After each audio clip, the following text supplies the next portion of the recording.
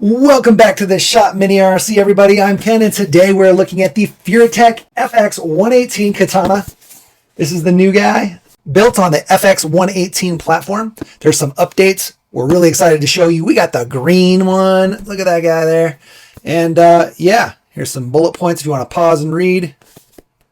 There's some more if you want to pause and read. And there's the dimensions if you want to pause and read. Let's dive into this thing.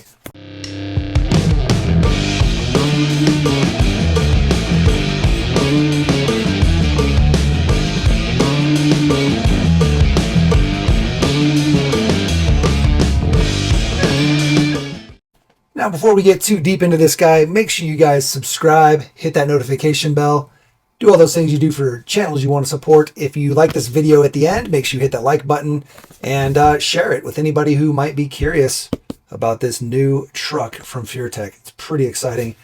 We're excited to show you the updates and check out the body. We've seen pictures, but you know, once you get it in hand, it's always different.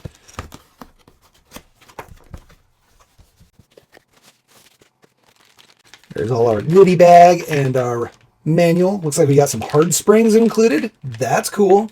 Our USB charger and our little T-wrench. Here's our transmitter. The transmitter we know and love that's used on all the FMS, Furitek, Hobby Plus products. Pretty cool. And then this guy. Man, that green really pops. Ooh.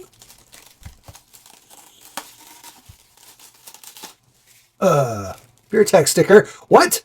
We need Furitek stickers. People are always asking for Furitek stickers.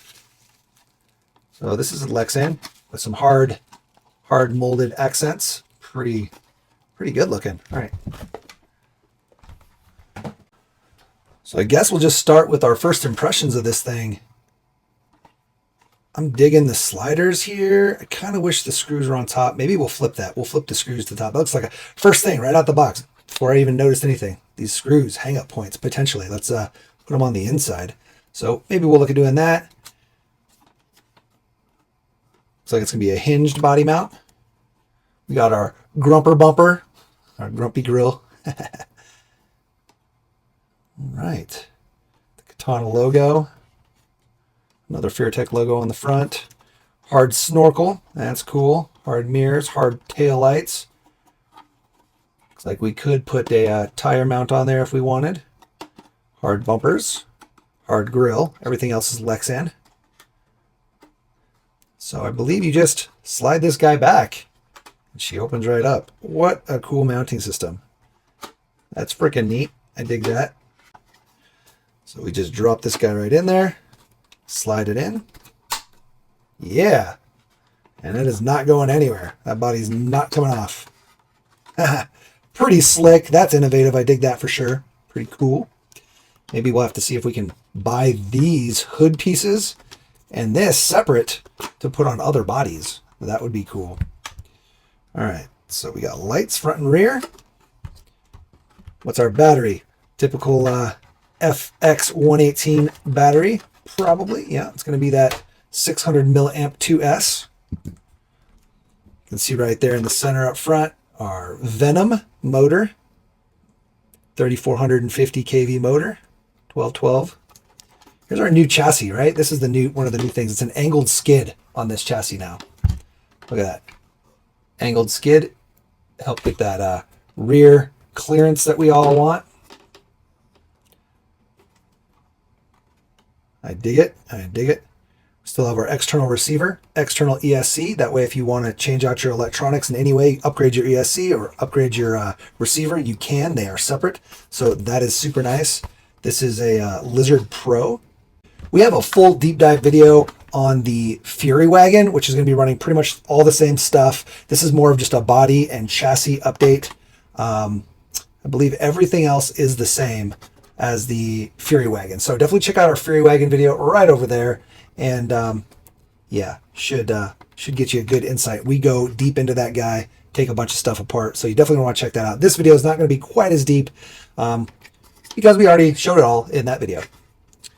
But this chassis is, I dig it. I really like that they changed the angle. I wish that we could shorten this chassis up a little bit. Like just the skid that's showing. This front corner here, just a little. Although it's looking like it's pretty high and out of the way. I mean, if you look at that, look, I mean, that's a pretty smooth transition between the links and the chassis. So my guess is you're not going to be catching too much on this chassis here. At this point now, we might be catching on these side rails more, but they're really for, you know, the looks and to hold that body centered. You could probably take them off and get a lot more clearance there. But yeah, other than that, I think we're looking pretty good. I think our shocks are not filled with oil right now, which is interesting. So I am going to open those up. We'll show you those because these feel not very dampened. There might be just a little oil in there because they're not too dampened. These springs are really soft, so just keep that in mind. That's probably why they include the hard springs, because this guy kind of just sits full droop almost.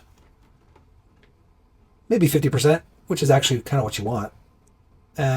No. Yeah, we're sitting pretty low here. I don't know if you can see that spring there, but it's pretty much, yeah, maybe 20% left. I like to usually have the springs and shocks sitting right at about 50% or maybe 40% showing, so 60% droop. And it looks like it's like 20-ish. If you push down, they just stay down. So yeah, we definitely probably, I don't know, we probably want those stiffer springs. Yeah, a lot of people like to run no springs, so maybe these are for you if that's how you want it. Kind of that no spring setup where it's just sitting real low. These are probably going to be good for you. I think if we actually, maybe we'll leave them like that. If we go with stiffer springs, they might end up shooting all the way up like this, and we don't want our Jeep riding high. So we definitely want it riding low. And the spring, the whole point of springs in the shocks is that it helps maintain traction when you're crawling, right? So it's pushing down to help you maintain traction. When you remove your springs, you're relying strictly on your axle weight.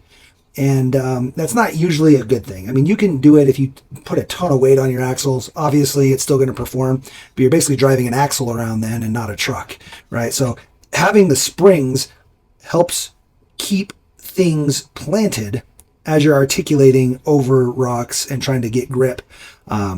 You definitely want springs. I mean, there are some builds out there I know where people say that the best build has no springs, but I kind of disagree with that sentiment. It's a fun way to drive sometimes, but I don't think it's the most ideal. And it's definitely not scale. Not that we're always looking for scale in these things, but I mean, again, your truck, you do you. I always say that, but I do like to let people know kind of what the ideal or proper kind of setup is. Not that there's a specific ideal setup, because everybody drives a little different. Everybody's trucks, they want to perform in a different way. So the ideal setup is the one that makes you have fun, I guess, right? That's the most ideal setup. So if you want crazy flex, no springs, and you're running rubber bands to pull it down, which is the exact opposite of what you would traditionally want, but that makes you smile, then I am all for that, and you guys do that. I mean, we've got trucks like that as well. I have, one of my early videos shows limiting straps. So how to properly do limiting straps. Again, it's all a matter of perspective and opinion and what you're trying to do. But if you're having fun, do it. Do it. Maybe we'll leave this guy kind of drooping here. I'm okay with that. But I do want to open them up because I do feel like there's probably very little oil in there, or it's not very thick. Maybe we want some thicker oil. Let's plug this guy in. I want to check it out.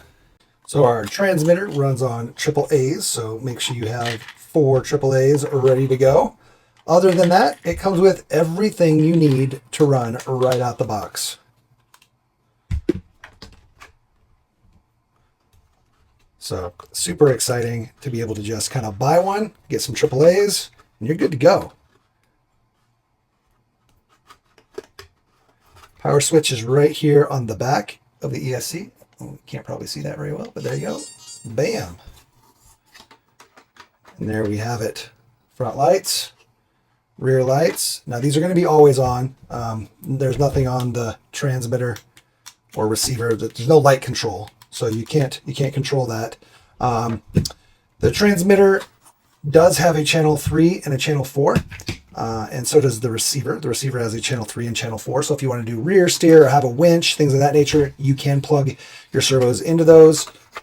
So that's definitely a huge bonus to having this external receiver. Is you can swap out anything you want, add in anything you want, up to 4 channels, and you're good to go. Right? You could even put a light control box in if you wanted, which would basically plug into your receiver, and then your lights would plug into the control box, and then that control box can sense when you change the signal, when the signal wire gets signal, and it'll turn your lights on, turn it off, make them brights, turn on blinkers, whatever else that light control box can do, as long as your lights are wired to it correctly. You know what I mean? Anyway, all right. So let me show you the heart and soul of this guy and what makes this truck so dang good. This is the Venom motor, and we're going to just give it the smallest amount of throttle. Look at that. That is creeping.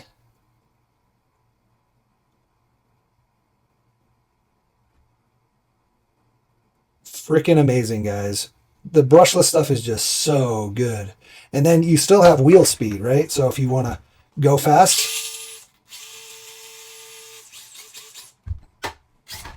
she'll jump.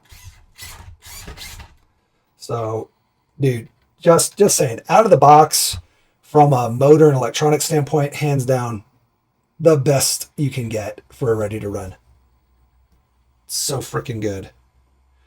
And for those that don't know, the Hobby Plus Evo Pro it does have a brushless available, but I don't think you can buy it in the US. So you have to order it from outside the US sites to get the brushless set up in the Evo Pro. But the Evo Pro and the FX118 platform, they were kind of developed at the same time. They were designed by the same person, and they worked together to bring these to us, guys. So you can't say that like the Evo Pro is better than the FX118 or the FX118 is better than the Evo Pro. They're basically the same platform. They're the same axles, same everything. The only real difference is the Evo Pro non-brushless is brushed, obviously, and it has a different style chassis. A lot of people do like the Evo Pro chassis, but this one has more mounting points, I believe, and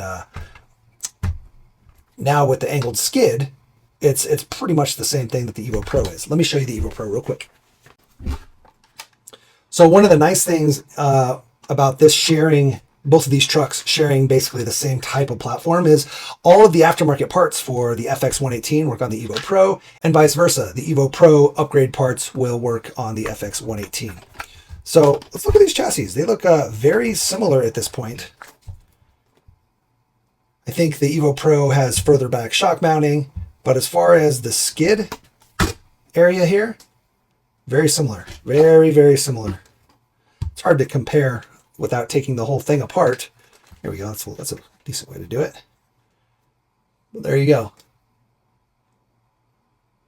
So they're essentially the same thing at this point. I'm going to go ahead and measure this because I'm curious. Our Evo Pro skid area, I'm just going to go to right where it starts to break over. Looking at like 62 millimeters. And then the Furitek, just a little longer, but this is cut higher, it looks like. So 62, it's like 2 or 3 millimeters longer. Yeah, 2 millimeters longer. But it does look like it's cut a little more aggressively.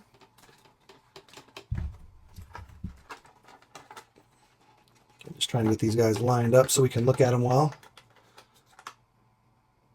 A little bit more of an aggressive cut on the FX118. So that's interesting. And again, just different shock mounts is pretty much it. We're running kind of like a rainbow style shock mount, whereas this is more of a pyramid style shock mount.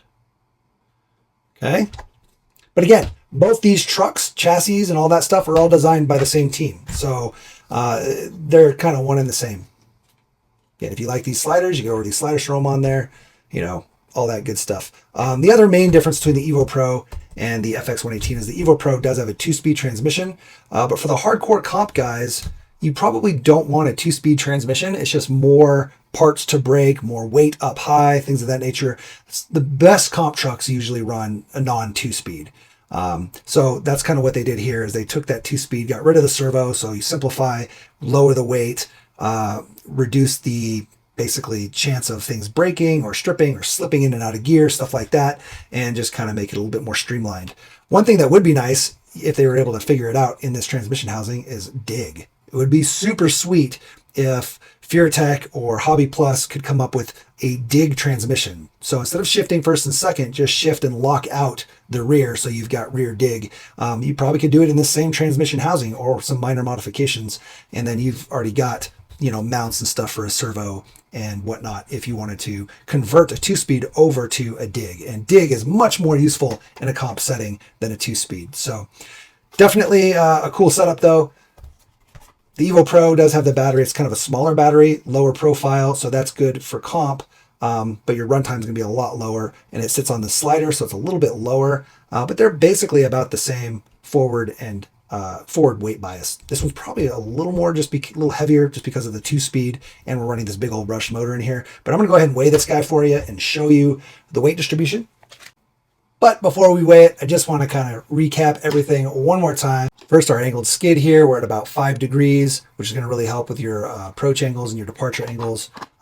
Speaking of that, we're pretty clear here. We do have a bumper that sticks out a little bit, but you could always remove it or try to adjust it, trim it back in some way. I've seen people on, not necessarily on this rig, but on other rigs where they literally will cut their chassis rails to tuck this guy back in.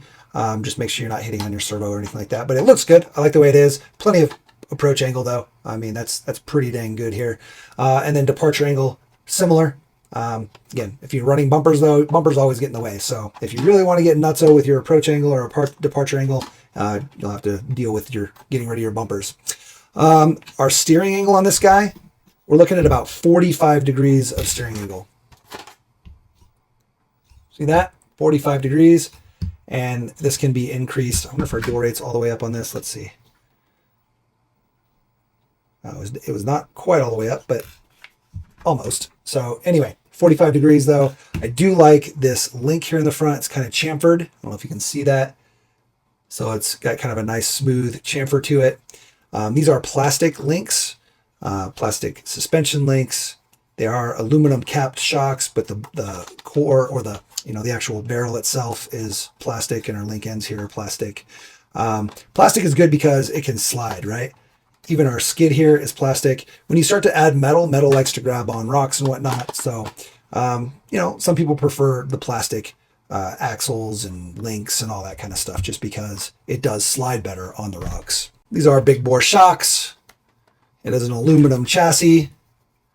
Again, tons of adjustability in the suspension here, which is awesome. Both links and shocks. So that's huge. All the gears in here are all metal with your portals. Your diff gear here is metal. The transmission gears are metal, so that's awesome. That's also part of where some of the noise comes from. It's a little loud, but that's because it's all metal gears, so that's good. But the ESC is silent. The motor's pretty quiet. These are beadlock wheels, by the way. So you can change out your tires if you want, keep your wheels, vice versa. Change your wheels, keep your tires, however you want to do it. They are 1.2s. So just be aware if you're changing over your wheels and tires that you get something that's going to clear the portal or have enough offset to clear the portals. That's usually an issue with portal axles on all trucks. Just make sure you've got clearance. These guys do have plenty of clearance, so that's good. Digging it, guys. All right, let's go ahead and get this guy weighed, and then I think we'll go drive it a little bit. Dang, looks like we're at a good weight distribution. We could do a little bit more up front, but that gives us the opportunity to add some brass knuckles or a brass diff cover. We're at 52-48, and then 50-50 left to right. Pretty dang good. Again, especially with this kind of a body where it's kind of a heavier body in the back, although we do have this plastic piece up here, which probably adds some weight. But when you have a full kind of SUV style body, they're definitely heavier in the back. But yeah, 52-48 seems good. And you can always improve that just by moving things around. If you really want to run a lighter battery, you could. You could also, mount your battery on the slider somehow or get sliders, move your electronics forward. If you were to really try to change things up and move your battery to the side, move your electronics to the sides, that would be a huge improvement in your forward weight bias and getting center of gravity lower in general. So it would be nice if they offered some sliders that were solid here. You could always make your own. It'd be easy to cut out a little piece of plastic and put your screw through here, through the top, which we're going to flip over before we drive it, but pull these screws out, put them in through the top with a small piece of plastic on there.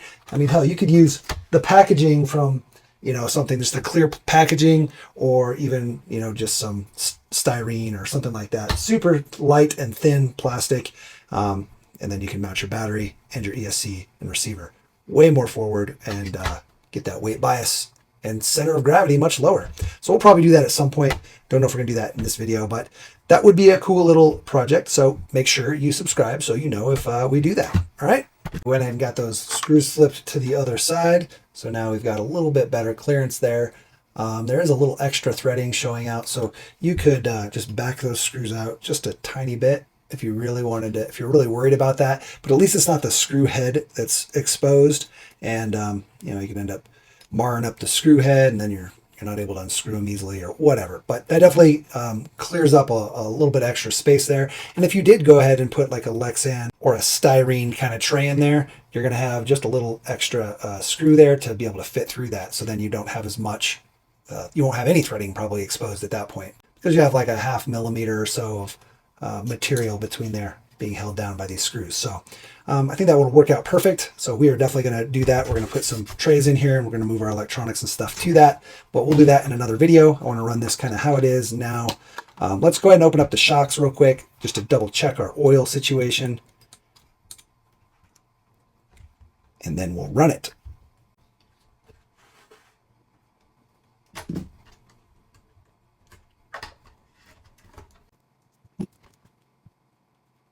So they do have a little bladder in them to help prevent cavitation, so that should help the shocks run pretty smooth. They do feel really smooth, but they're a little low on the oil. So I think we're going to go ahead and fill them all up with just a little bit of oil here.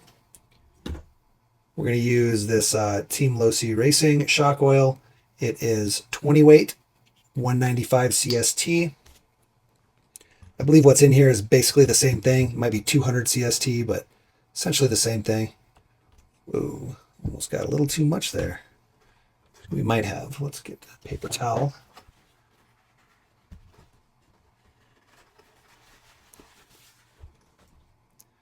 Then make sure we work the oil under our little shock shaft bladder, or not bladder, but the O-ring that's in there.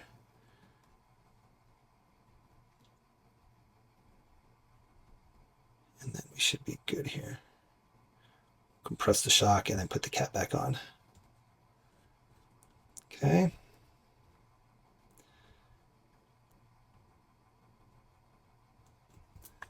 See if that feels better. Oh yeah, that feels a lot better. So we're going to do the other 4. Probably do the front, and then I'll show you kind of the difference. I'll do the front too, then I'll show you compared to the rear. Okay, you should be able to see a difference here from the front to the rear.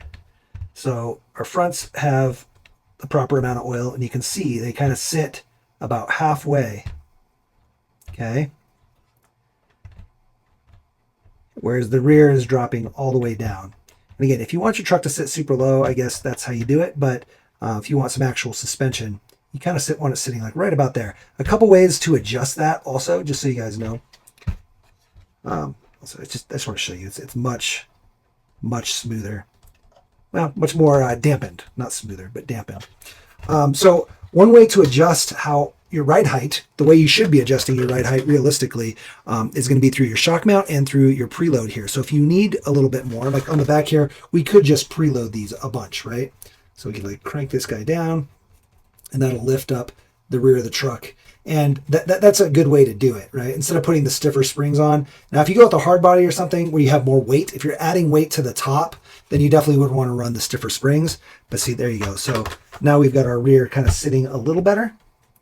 So almost kind of halfway. It's going to change a lot when we add the oil in there, because the oil is going to help a ton. But definitely want to preload those shocks just a little bit, to try to get the truck not just totally bottomed out. If you're totally bottomed out, again, why do you even have shocks? Like, there's no point of shocks at that point, or springs. So yeah, definitely just a little bit of preload in there, help adjust your ride height, help get you that amount of droop you want, because you do want some droop.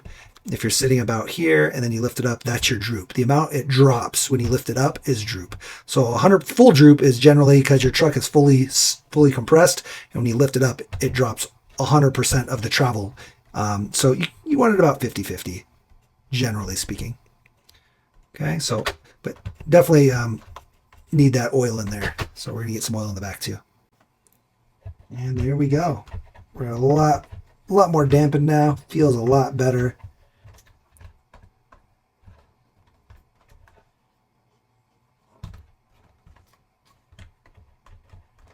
Yeah, buddy.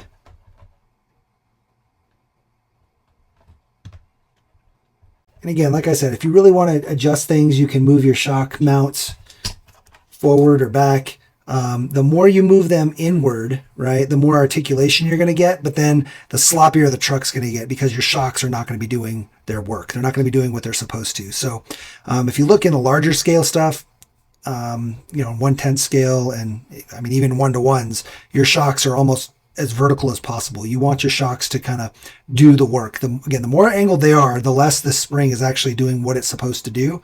But you can, if your spring is too stiff, you can move it forward. If it's too soft, you can always move it back up. But that's also going to change depending on how high those mounts are, it could change your ride height, and it's going to change the amount of articulation or flex that you have.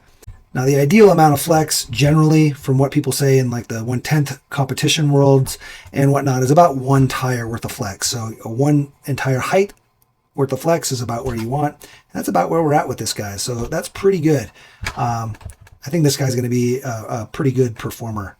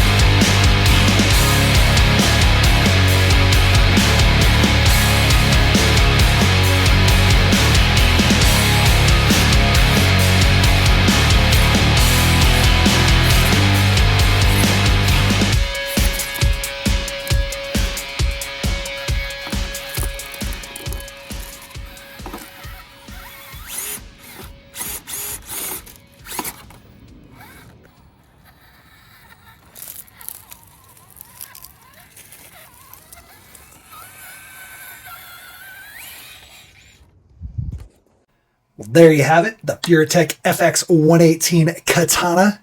Thing's pretty cool, especially for the price point. You're at like $200. At least that's the price is right now. Who knows, it could change. But seems like a really good deal. The brushless system alone is killer. And then obviously the CR18P axles and whatnot. Those upgrades that work on all the CR18Ps, the Evo Pro, the Evo, all that kind of stuff. It's going to work on your FX118, both the Fury Wagon and the Katana. The new chassis, that new angled skid is so good. Definitely helps make some clearance there for you. So we definitely like that upgrade. And everything else seems to be fantastic. At some point probably need a new servo just because we always need new servos.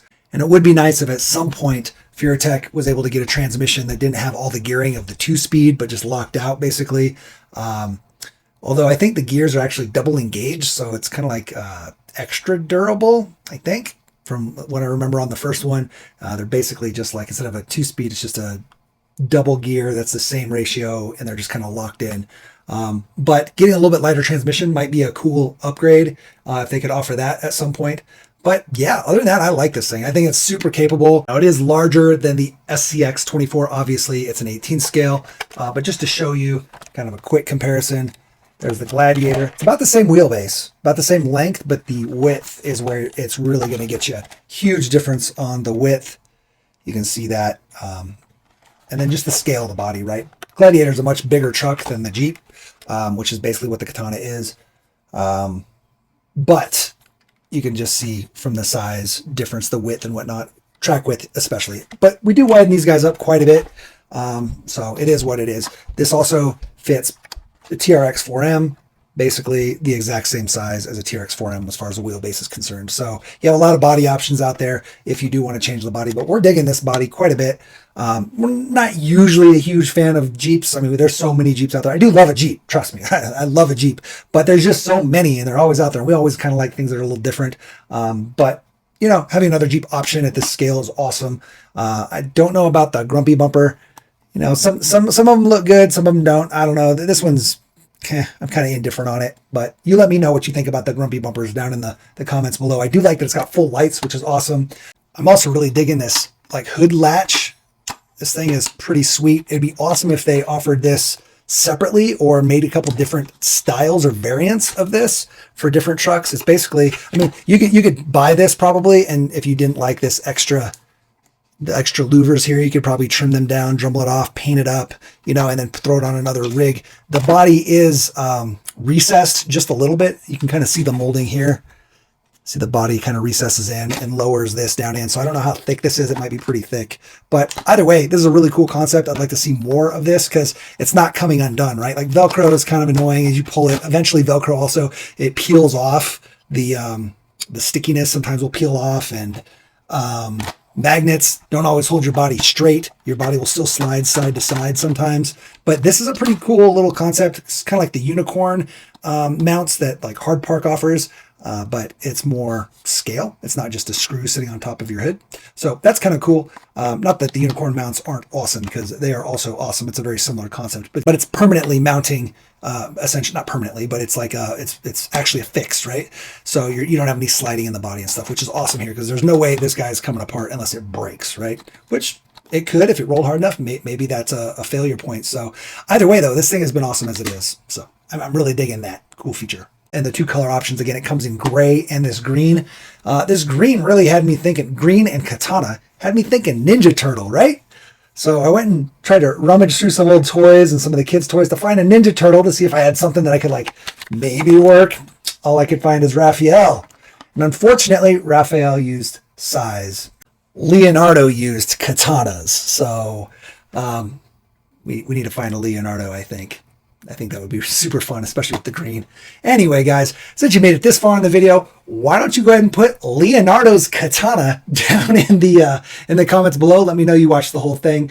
And yeah, hopefully this video gave you some good information, informed you in some way, and maybe it's worthy of sharing with some friends that might be interested as well. Make sure you guys like, subscribe. Please do that, share, hit that notification bell, do all those things you do at the end of videos you want to support, channels you want to support, all that awesome stuff. We do have channel members, so if you want to sign up to be a channel member, that also helps support the channel a ton. Gets you videos early without ads, priority comments. You also have members only videos, behind the scenes stuff, all kinds of different stuff. Depends on the level of membership you have, but definitely check that out. And then we also have our swag. Make sure you check out our swag. We don't make any money on the swag, maybe $1 here or there. Just to kind of cover their fluctuation in prices, but it's basically their cost, or our cost, and they ship straight to you from the printer. And we got a lot of options, so check that out if you want to help support and kind of promote. We really appreciate that. You guys are all awesome subscribers, channel members, and even just you viewers out there that are commenting and being part of the community. Being part of the community is huge to us. We try to get out there. We try to help everybody we can. We're always lending out trucks. We're always answering questions. We get messages daily, like legit daily. We get messages from people. We try to answer them. As the channel grows, it's not going to be sustainable. So things like channel memberships and priority commenting replies is going to be a thing, just because there's going to be too many people to reply to. But we try as much as we can. We spend countless hours in the groups online trying to just educate people or share our knowledge, or we'll link them to a video if it's the easiest thing. That's basically how this channel got started, was linking. We literally copy and paste answers, because we'd see the same question over and over and over, and I had a notepad, just a little insight, a notepad full of answers to like, what's the best way to do beadlocks? And I had a little paragraph where I wrote about beadlocks, and I'd paste it in there when I'd see the question. And I was like, well, a video would be better. And then I was like, let me just do a YouTube channel and link that. And then it just grew from there. So huge thank you to everybody that's been supporting us since the beginning. And we really just want to see people get out there and build something awesome, whether it's a car, a course, or a community. Get out there and build it, and then smash it, crash it, and bash it. We like to race, crawl, and bash, so we do all the things. And yeah, hopefully we'll see you guys next time on the next video. So take care. Peace.